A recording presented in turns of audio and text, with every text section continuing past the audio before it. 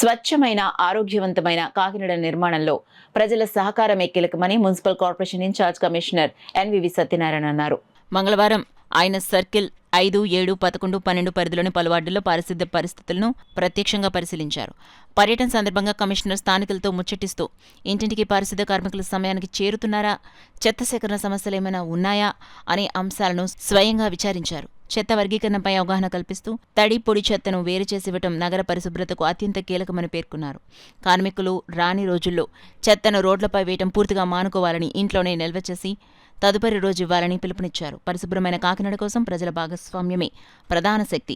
ప్రతి కుటుంబం బాధ్యతగా వ్యవహరించినప్పుడే పరిశుభ్ర నగర లక్ష్యం నిజమవుతుందని కమిషనర్ స్పష్టం చేశారు. పర్యటనలో అదనపు commissioner KT Sudhakar, health officer doctor Prithvi Charan, sanitation supervisor Rambabu తదితర అధికారులు పాల్గొన్నారు. రెండోది, ఏదైతే మనం పాయింట్స్ ఉంటామో ఆ పాయింట్ని వేసిన బాగుంటుంది తప్పించి వేరే వేరే పాయింట్ వల్ల ఇబ్బంది అవుతుంది. అది మూడోది ఏంటంటే, మన ఇల్లుని శుభ్రం చేసుకునే సమయంలో ఎంత నీట్గా ఉంటామో వీధిని కూడా ఆ విధంగా నిర్వహించుకునే విధంగా చూడటం ఒకటి.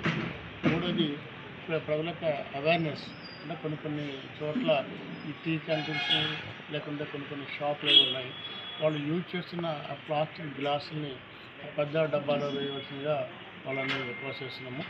అదే ముఖ్యంగా ఆ కార్పొరేషన్కి ప్రజలందరూ కూడా సహకరించి ఈ యొక్క ఎక్కడైనా ఏదైనా రోజు మన శానిటేషన్ అయితే డోర్ టు డోర్ కలెక్షన్ చేసి ఇబ్బంది రాకపోయినట్లయితే మనకు ఒక నెంబర్ ఉంది. ఆ నెంబర్కి ఫోన్ చేసినట్లయితే మీ ఇంటికి వచ్చి ఈ శానిటేషన్కి సంబంధించినవి కూడా మనం తీసుకెళ్ళటం జరుగుతుంది. ఇది నిరంతర ప్రక్రియ. ప్రతిరోజు కూడా మనం యూజ్ చేస్తున్న ఈ ప్లాస్టిక్ మెటీరియల్ కానీ చూడటం ఒకటి. క్లీన్ కాకినాడ, స్వచ్ఛ కాకినాడ అనే సంకల్పంతో మనం అంతా ముందుకు వెళ్తుంది. కాబట్టి ఈ విషయంలో ప్రజలందరూ కూడా సహకరించిందిగా మీ అందరినీ కోరుతున్నాను.